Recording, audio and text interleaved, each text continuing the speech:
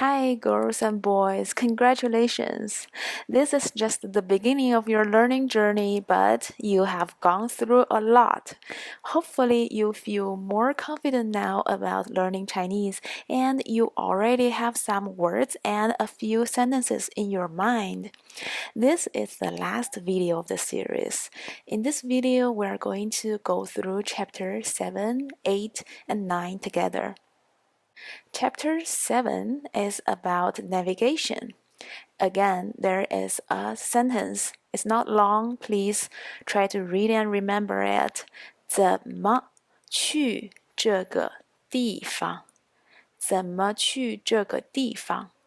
How to go to this place? 怎么去这个地方？ There are some new words here, so please play this audio so you can try to read 怎么去这个地方。怎么 means how. We already know what is 什么 and here how is 怎么。去 means to go. 怎么去 how to go. 怎么去中国 how to go to China. 怎么吃这个菜 Do you remember 吃 It means to eat. 菜 means dish. 怎么吃这个菜 How to eat this dish. 我要去中国 You remember 要 means want. 去 to go. 我要去中国 I want to go to China. 我要去中国 You remember 中国 China, right? 地方 It means a place or a location. 这个地方 means this place or this location. 那个地方 So here 那个 is a new one. 那个 means that. 那个那个地方 that place. 这个菜 this dish and that dish is 那个菜 that dish, right? 这个菜那个菜 Okay, so in this chapter we have very few new words, but they are super important, so please try to practice and remember them. Now we come to chapter 8. For people who don't speak Chinese at all, in the beginning, when they hear Chinese people talking, they feel like it's a wave of sounds. They cannot tell how many words they are speaking. It's just like a long wave that hardly can make sense. And since they cannot even separate the sound they hear, they cannot imitate. However, imitation is how we learn anything in the beginning. But now, since we practiced 5 sentences and quite a few words, you might have noticed that in Chinese, one vowel represents one character. For example, 我你吃去 right? So when you hear one vowel, it is one Chinese character. However, there are words consists of 2 or more Chinese characters.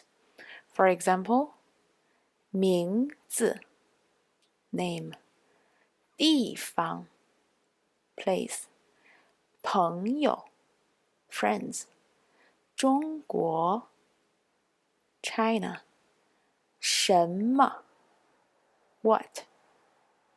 So, one vowel represents one character, and one character can be part of a Chinese word. But to learn a language, we start with the smallest unit, which is one simple character.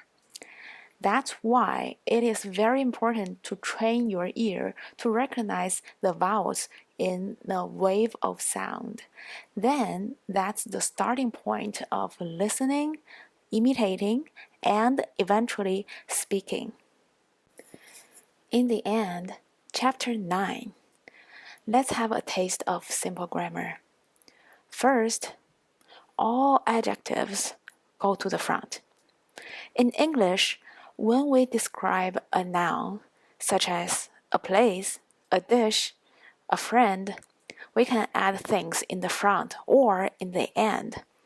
For example, if we want to describe a girl who is witty, cute, smart, like a sister, we can say, a cute, witty girl who is like a sister to me and who is smarter than anyone I met, blah blah blah.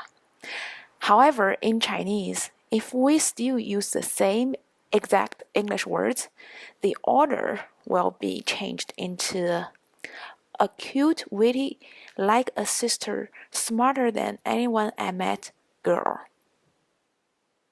Of course, this doesn't make any sense, but the point is that whenever you want to describe a noun in Chinese, no matter it's an adjective or a phrase, please put all of them in front of a noun. So the way of describing things might also influence how people think and how people express themselves. In English, people like to say the subject matter or their feelings or the most important things up front, then adding more details later. But in Chinese, the things people say usually in the beginning are not the key information. They like to leave the most important subject matter in the end. Another grammar we already saw before is the 5W questions. For example, the question, "What's your name?" In Chinese, the structure becomes, "Your name is what?" Because what is just another noun. You replace a noun with what, but you don't need to change the order of the words. The example here, "What's your name?" Same thing.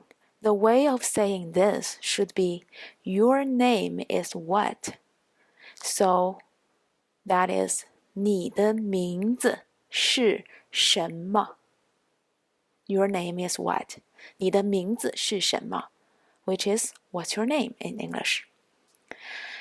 Alright, congratulations! You have finished everything in the Kickstart guide. If you find the Chinese language interesting during this series, you might want to continue this journey by going into the positive loop. The main part of learning any language is to accumulate a lot of inputs and generate output, which will enhance your input and trigger you to get more input, then output again, so that you internalize everything you have learned and you can really use them. We call this process the positive feedback loop. Most people open the loop, but they don't close it. What I mean is that they spend so much time getting inputs, but they don't have the opportunities to practice speaking. The Mimir will facilitate everything you need in your language learning journey by providing the tools, materials, mentors, and the communicative environment for everyone to not only open the loop, but also close it. However, if you think Chinese might not be the right foreign language to learn right now, in my opinion, all the languages are beautiful. I sincerely wish you good luck in learning other languages as well. Thank you again for your interest in this Kickstart guide to learn Mandarin Chinese. And thank you for embracing other people, other cultures into your life.